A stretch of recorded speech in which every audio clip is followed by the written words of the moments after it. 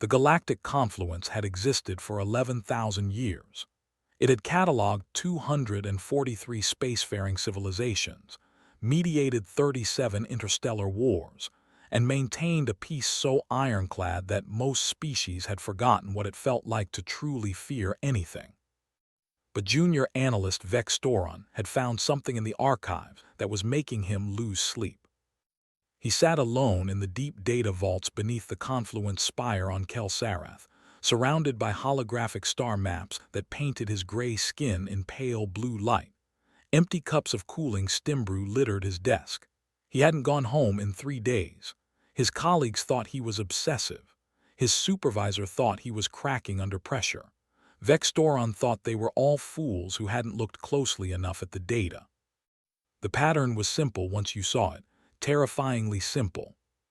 17 civilizations, 17 separate, unconnected species, some of them ancient, some of them powerful enough to crack moons, had, at various points across 4,000 years of recorded history, directed military force toward a small, unremarkable blue planet in the Orion Spur.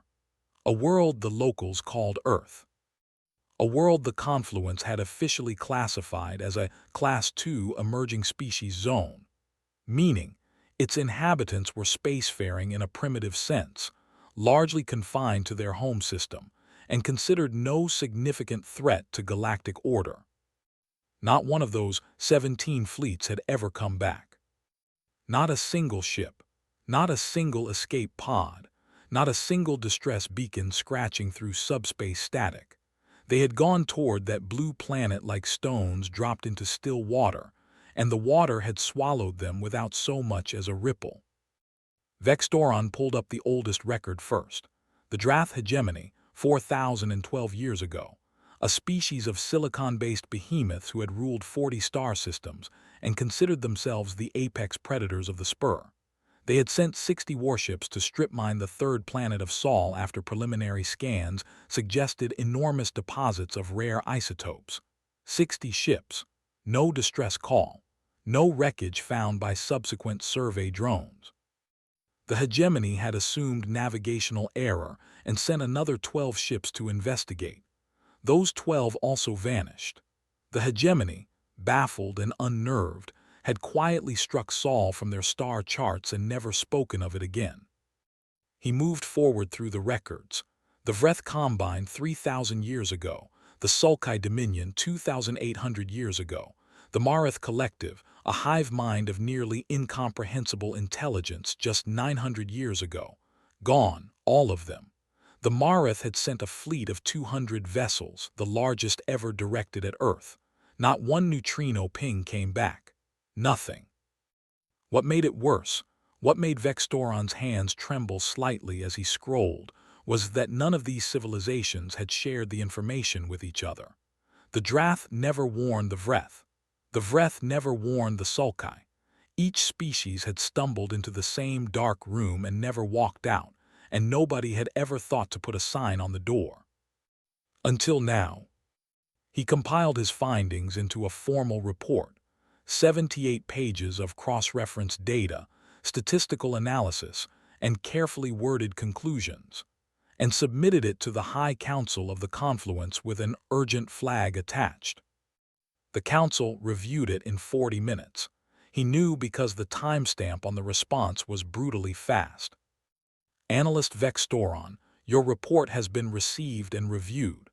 The Council acknowledges the pattern you have identified but attributes it to compounding navigational anomalies in the Sol region, likely related to the system's unusual heliopause configuration.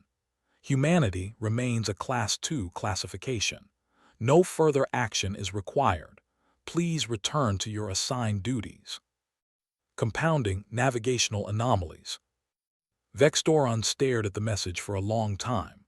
Then he looked back at his star map, at that small blue dot hanging quietly in the Orion Spur, and felt something ancient and instinctual crawl up his spine, a feeling his species hadn't needed in centuries of comfortable galactic peace. He felt unmistakably like prey. He didn't return to his assigned duties. Instead, he began a secondary file, unofficial, encrypted, stored on a personal drive he kept on his person at all times. He labeled it simply, Soul Continued Observation. He didn't know yet that within 8 months, the Confluence High Council would do something so catastrophically stupid that it would prove every one of his fears correct. They would send a fleet to Earth, not to observe, to conquer. Vextoron would watch the whole thing unfold from his desk in the data vault, Stimbrew untouched, hands folded, with the grim expression of a man who had tried to stop a landslide by writing a strongly worded letter about the unstable hillside. Somewhere in the Orion Spur, the blue planet turned slowly in the dark. It had been waiting. It was always waiting. It had gotten very, very good at waiting. Admiral Drethkal had never lost a battle. He wanted you to know that. It was, in fact, the third thing he told people upon meeting them after his name and his rank, and he considered it the most important of the three.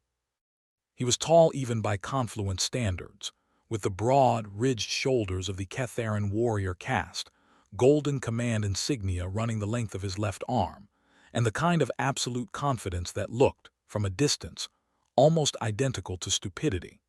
He had pacified 3 rebellious colony systems, dismantled a pirate federation that had plagued the outer reaches for decades, and once famously accepted a foreign dignitary's surrender while eating his lunch. He did not believe in unnecessary ceremony.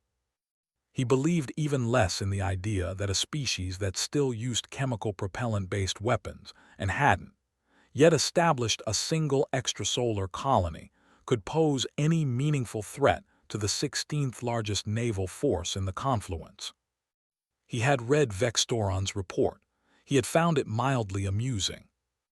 Navigational anomalies, he said to his bridge crew as the fleet dropped out of faster-than-light travel at the edge of the Sol system, the distant sun, a warm yellow point of light ahead of them. 17 fleets lost to navigational anomalies, and the analyst writes 78 pages about it. He shook his head. That is what happens when you spend your career in a basement.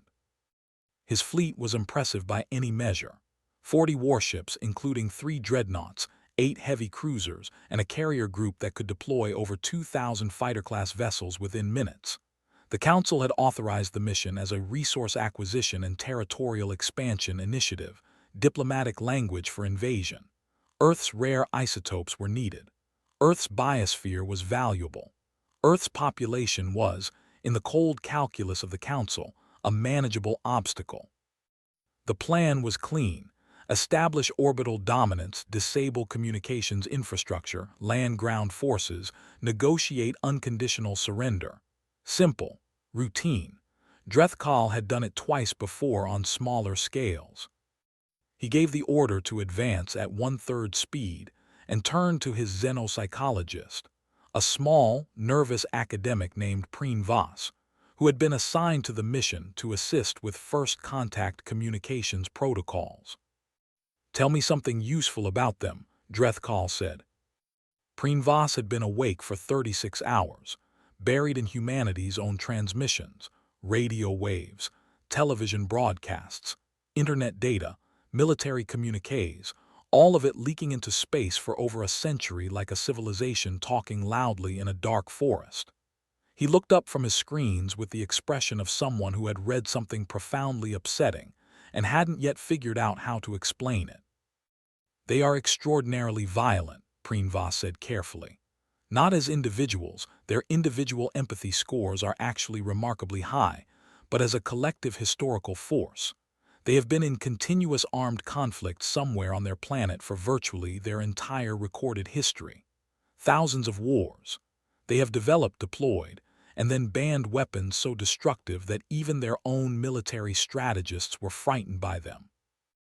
Every species has a violent history," Drethkal said, unimpressed. "The Confluence itself was built on the bones of a dozen wars."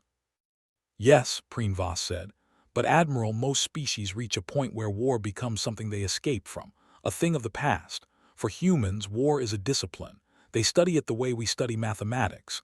They have entire academic institutions dedicated to analyzing conflicts centuries old, not to mourn them but to extract lessons from them. They have terms in their language that have no equivalent in ours. After-action review. Lessons learned. Never again, which they say after every atrocity, and then proceed to make sure they are better prepared for the next one. The bridge was quieter than it had been a moment ago. They also, Prinvas continued, pulling up a human documentary that had been broadcast on something called the History Channel, appear to derive a form of cultural sustenance from recording, reenacting, and celebrating their own wars. This particular transmission was watched by approximately 4 million individuals for recreational purposes. On the screen, human soldiers moved through burning landscapes while stirring music played. The narration spoke of sacrifice and strategy with something that sounded almost like reverence. Drethkal watched for a moment, then he dismissed it with a wave. Primitive martial nostalgia, he said. Every aggressive species romanticizes its past. It means nothing. He turned back to the forward view screen. Continue advance. Prinvas said nothing. He simply turned back to his screens and very quietly began composing a personal message to his family, just in case. 3 hours later, Earth's deep space tracking array lit up, and the humans noticed them. The first thing that went wrong from the Confluence fleet's perspective was the speed. Drethkal had expected panic. He had seen it before on other worlds when a technologically superior fleet arrived unannounced in a home system. There was always a period of chaos, garbled emergency transmissions, civilian ships scattering, military forces scrambling to form a response, government officials talking over each other on open channels. It was almost predictable, almost comforting in a cold, professional way. Panic was readable. Panic meant you had time. There was no panic. From the moment Earth sensors detected the Confluence fleet to the moment, the first human military response appeared on Drethkal's screens. 17 minutes and 40 seconds. 17 minutes. In that time, 7 orbital weapons platforms that had shown 0 power signatures moments before suddenly came fully online, cycling up to combat readiness with the smooth efficiency of systems that had been waiting to be switched on. A grid of deep space radar installations, far more sophisticated than anything humanity's public technology profile, suggested they should have locked onto every ship in the Confluence fleet simultaneously, and began feeding targeting data to what appeared to be a network of automated defense systems positioned throughout the inner system. Then the warships appeared. They came from everywhere. From behind the moon, dark and silent until the moment they weren't. From the asteroid belt, where they had apparently been sitting dormant for an undetermined period of time. From positions scattered throughout near-Earth orbit, where they had been disguised somehow as civilian space stations and decommissioned satellites. 43 vessels, ranging from small fast-attack ships to 3 massive dreadnought-class warships that were, by Drethkal's engineers' rapid assessment, more heavily armed than anything in the Confluence fleet. Prinvas was gripping the edge of his console with both hands. They knew, he said quietly. They already knew someone would come. They built all of this, he gestured at the tactical display, not because we came. They built it and then they waited. Back on Kelsarath, Vextoron had been granted emergency access to the fleet's live tactical feed after making enough noise with enough senior officials that someone had decided it was easier to let him watch than to keep arguing with him.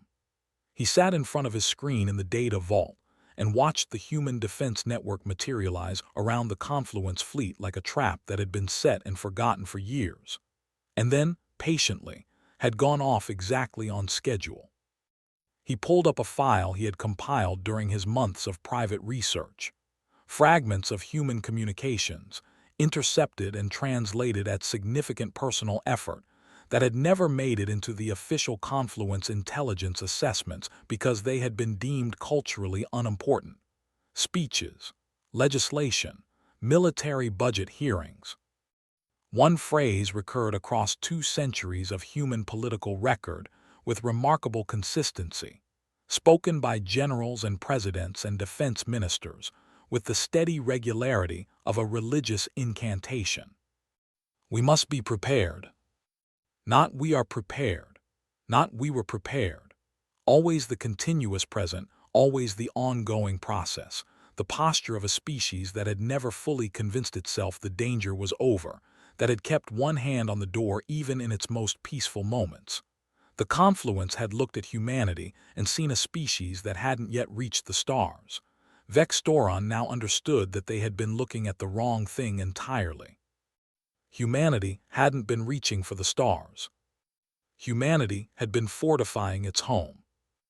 On the tactical feed, a single human communications channel opened toward the confluence fleet. Dreth Kal, visibly composing himself on his command chair, accepted the channel. A human woman appeared on screen. She wore a simple dark uniform with no visible decoration. She was middle-aged by human standards, with gray threading through dark hair and the calm, unhurried expression of someone who had prepared extensively for this exact moment and found it to be exactly as expected. She held a cup of something hot in one hand. She looked at Dreth Kal for a moment. "Hello," she said. "We've been expecting someone. It usually takes a while." She took a slow sip from her cup. "What would you like to talk about?" Dreth Kal opened his mouth, closed it, opened it again. For the first time in his long and victorious career, Admiral Dreth Kal had absolutely no idea what to say. Her name was Director Yale Akaffer.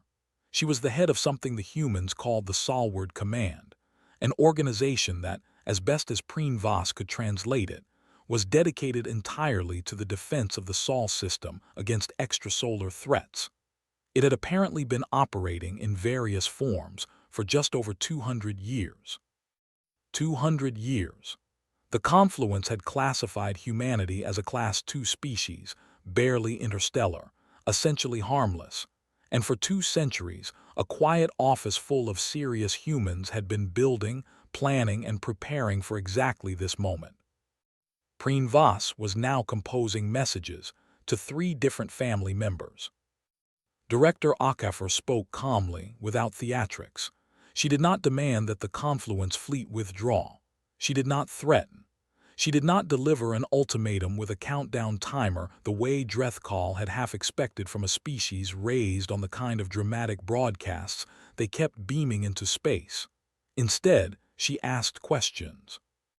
Careful, specific questions about the confluence's intentions, the authorization chain behind the fleet's deployment, and whether Admiral Dreth Kal was acting under orders or had personal discretionary command authority.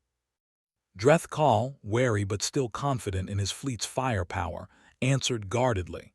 He had been authorized to offer terms: surrender of territorial rights to Earth's resources in exchange for the population's continued existence as a confluence protectorate. Standard terms, reasonable terms by his experience. Akaffer listened without expression. "Before you finalize that offer," she said, "I'd like to send you something." She set down her cup and tapped something on a surface below the camera. "Call it background material." A data transmission hit the confluence fleet's receivers. Dreth Kal had his intelligence officers assess it for hostile code before allowing it to be opened. Akaffer watched this precaution with what might have been the faintest hint of approval, and then the file unfurled across the tactical displays. It was a list. 17 entries. Each one contained a species name, a date, a fleet composition, last known tactical formation, and a final column, unlabeled, that contained a single word repeated 17 times in the confluence's own script. Neutralized. The bridge went very quiet. Dreth Kal stared at it. His jaw was tight. "You kept records." "We keep records of everything," Akaffer said simply. "It's something of a cultural compulsion." She leaned forward slightly. "The Drath hegemony sent 60 ships. The Marath Collective sent 200. We've faced fleets larger than yours, Admiral, and fleets considerably more sophisticated. We are still here." She let that sit for a moment. "They are not." "What did you do with them?" Dreth Kal asked, His voice was carefully controlled. The fleets, the ships, the... I'll get to that, Akafor said, but I want you to understand something first because I think it will make the conversation more productive. She folded her hands on the table. We don't want to fight you. We have never wanted to fight anyone. Every single one of those 17 entries on that list represents an event that we would have preferred to resolve exactly the way we are resolving this one, through conversation, at a table, without anyone dying. She paused.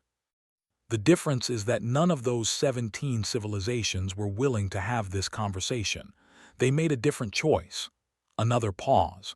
We respected that choice. We were ready for it. Preen Voss had stopped composing messages. He was staring at the screen with his mouth slightly open.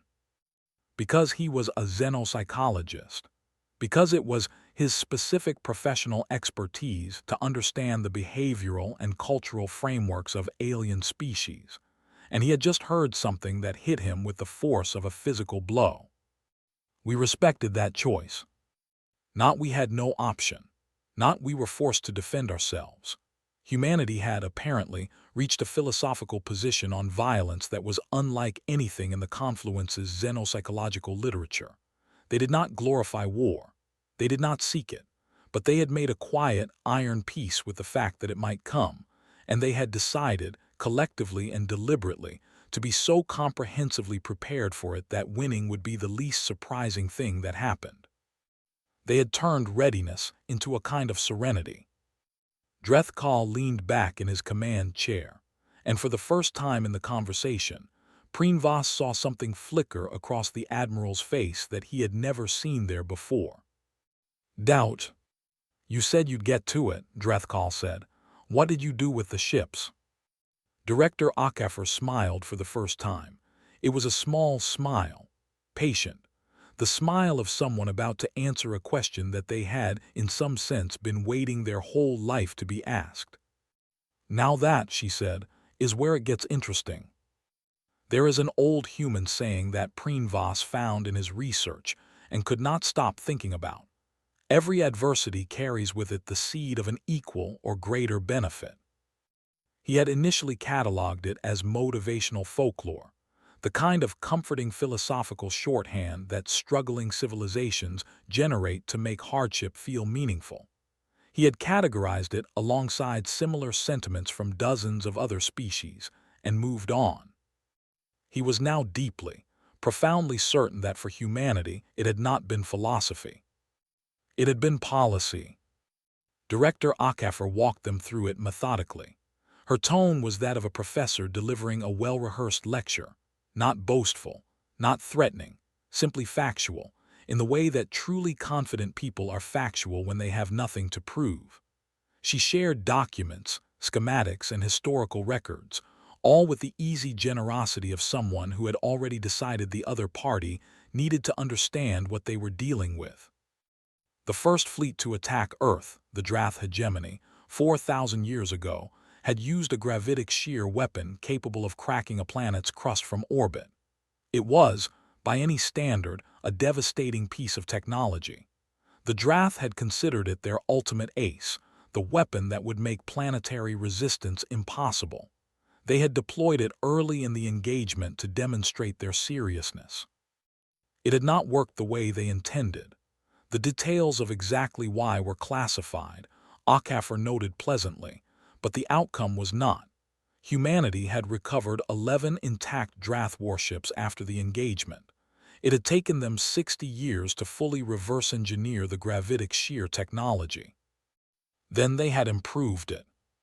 The Vreth Combine, arriving 300 years later, had encountered gravitic shear emitters on Earth's orbital defense platforms, emitters significantly more powerful than the ones the Drath had brought.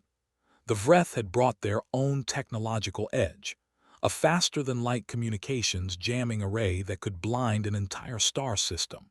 Humanity spent 40 years reverse-engineering it. And so on, and so on, through 17 civilizations across 4,000 years, with the patient, relentless accumulation of a species that treated every attack on their home as an unwilling but invaluable technology transfer. Voss pulled up the human military vessel specifications that the fleet's sensors had been compiling since the defense network activated. He ran the comparison analysis he had been dreading since the warships first appeared. The results made him sit down heavily in his chair. Every major system on every human warship contained elements that Confluence intelligence could trace directly to the 17 lost fleets. The hull alloys incorporated Marath collective metamaterials. The propulsion systems showed clear lineage from Sulkai Dominion drive technology. The point defense grid was a hybrid of at least 6 different alien designs, refined and integrated with a fluency that spoke of centuries of dedicated engineering work. And threaded through all of it, holding it together, optimizing it, running the targeting systems and the tactical networks and the communications encryption, was human ingenuity, human adaptation, the singular, stubborn, unkillable human talent for taking something that had been used against them and turning it into something better. Drethkal had gone very still. "You are telling me," he said slowly, "that humanity's military technology is an amalgamation of every species that ever attacked you." "We prefer the term inspired by," Akefer said, "but yes." "That means—" Drethkal stopped. His eyes moved to the tactical display showing the human fleet. His engineers had been struggling since the engagement began to classify the weapons' signatures they were reading, because they didn't fit neatly into any known category. Now he understood why. They weren't supposed to. They were something new. Something built from pieces of everyone who had ever come to destroy Earth, reassembled by human hands into a weapon that none of the original architects would have recognized or survived. "The Confluence's own weapons technology," Drethkal said very quietly. "You've encountered it before." Akefer said nothing. She simply looked at him with that calm, patient expression. The answer was obvious enough that stating it aloud would have been almost insulting to both of them. 600 years ago, a Confluence expeditionary force had been sent to the Sol system under a different council, acting on different intelligence, for reasons that had been quietly expunged from the official record. It had never come back. The human warships had Confluence drive signatures, modified, refined, improved. They had been fighting the Confluence's own technology for 6 centuries, without either party knowing it. Voss thought he might be sick. There are moments in a military commander's career that do not announce themselves as the hinge of history. They arrive quietly, dressed in the ordinary clothing of a decision that must be made before the next transmission window closes. Drethkal had faced hundreds of such moments. He had always known with clean certainty which way to turn. He sat in his ready room adjacent to the bridge, alone for the first time since the engagement began, and found that the clean certainty had left him entirely. On his desk sat 2 things. The first was a direct order from the Confluence High Council, transmitted an hour ago in response to his preliminary report of the situation. Engagement authorized. Proceed with original objectives. Do not allow demonstrated human capability to constitute a deterrent. Precedent must be established. Signed by Council Chair Meth Caron, with secondary authorization from 4 of the 6 other council members. The second was a personal note from Vextoron, the junior analyst whose report he had dismissed with a private laugh 7 months ago. Somehow the man had gotten his personal comm address. The note was 7 lines long. "Admiral, I know you have the order. I know what you were trained to do with it.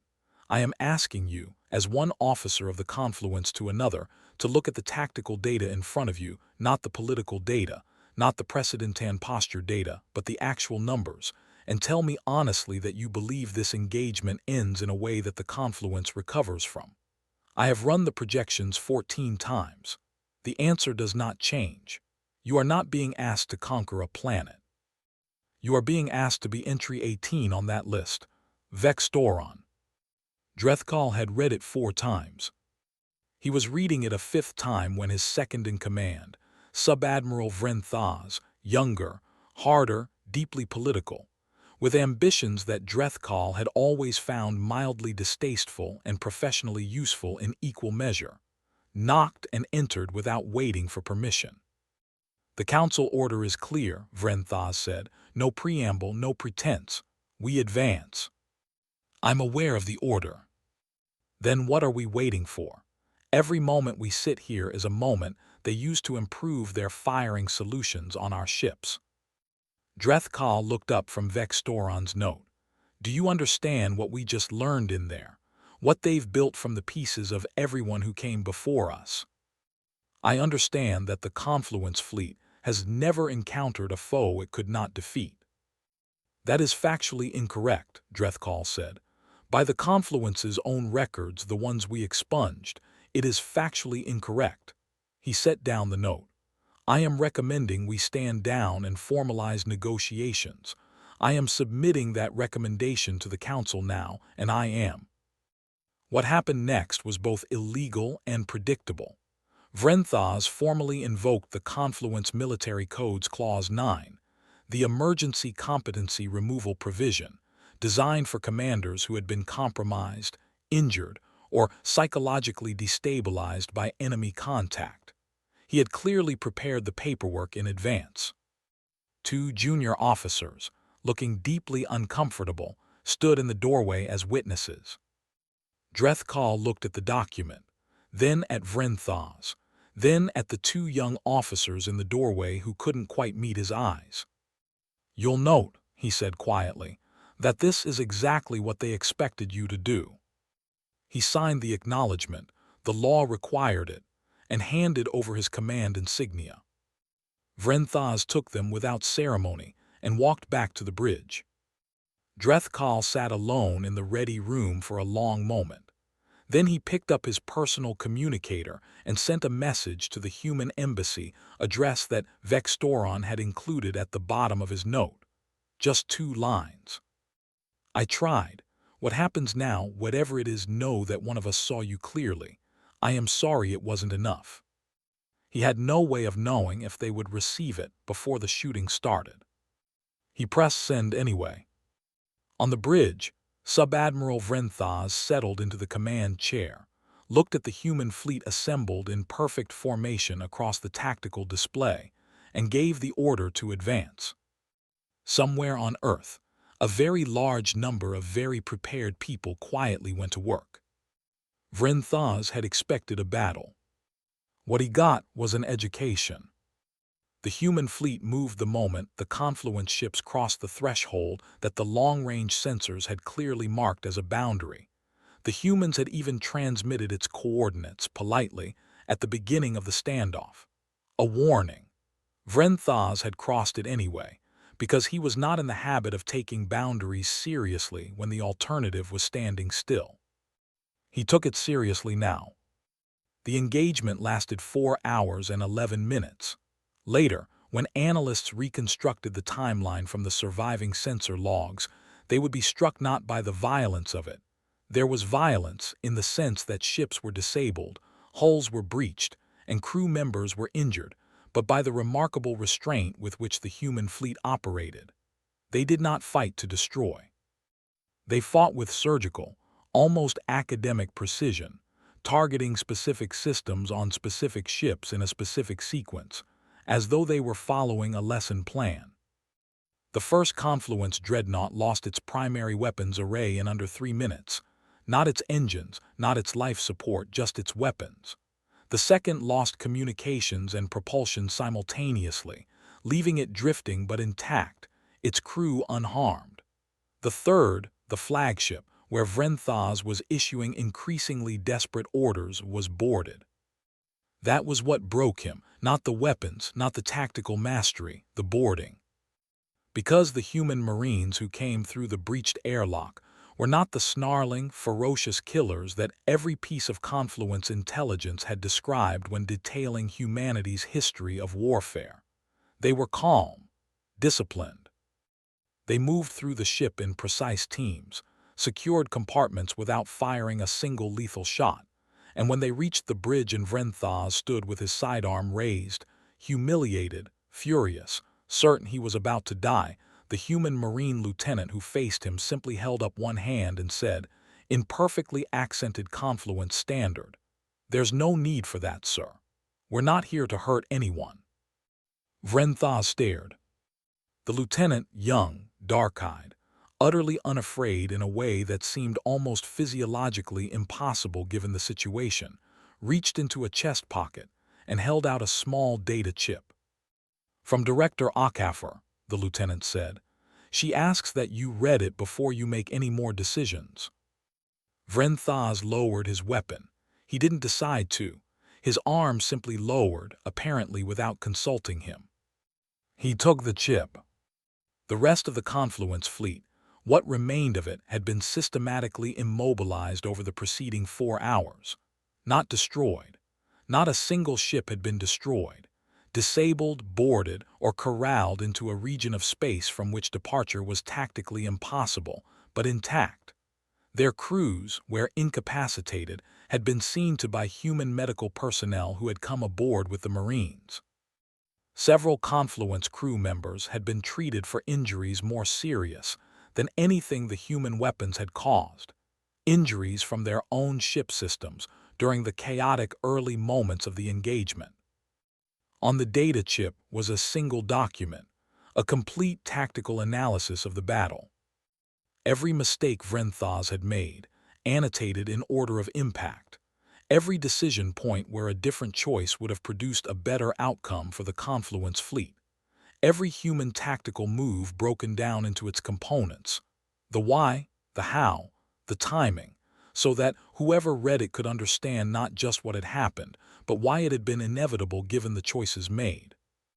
It was written without contempt, without crowing, without any of the victorious savagery that characterized the post-battle documentation of virtually every other spacefaring species. It read, to Vrenthas's profound discomfort, like something written by a teacher who genuinely wanted the student to understand. At the bottom, a handwritten line, handwritten, in an alien script that had been phonetically rendered into Confluence standard so he could read it, from Director Okafor. "This is not how we wanted this to go. Our door remains open. It always has been." Vrenthas sat in his command chair for a long time, surrounded by human Marines who stood guard without menace, holding a data chip that contained more honest military analysis than the Confluence's own war colleges had produced in a century. He thought about the 17 names on the list. He thought about how none of their crews had been given a data chip. He thought about what that meant. Then he began to understand why no one ever came back. The survivors were sent home. All of them, every crew member of every disabled ship, including Vrenthas, including the Marines who had fought hardest and the officers who had been most aggressive. They were provided with medical treatment, food, and 3 days of rest at a human orbital facility before being transferred to a single functional ship, the least damaged of the Confluence vessels, and escorted to the edge of the Sol system by a small human honor guard. The honor guard peeled away at the heliopause without a word. No threat, no final ultimatum, just a clean departure as though the whole thing had been a business meeting that had run slightly over schedule. Vrenthas piloted the ship home himself. He didn't speak for most of the journey. When they arrived at Kelsarath, the Confluence High Council had already prepared a narrative, a cover story. The engagement had been a reconnaissance mission that encountered unexpected hazards. There had been an anomaly. Ships were lost. Humanity had demonstrated more capability than anticipated. The Council would require time to reassess the situation.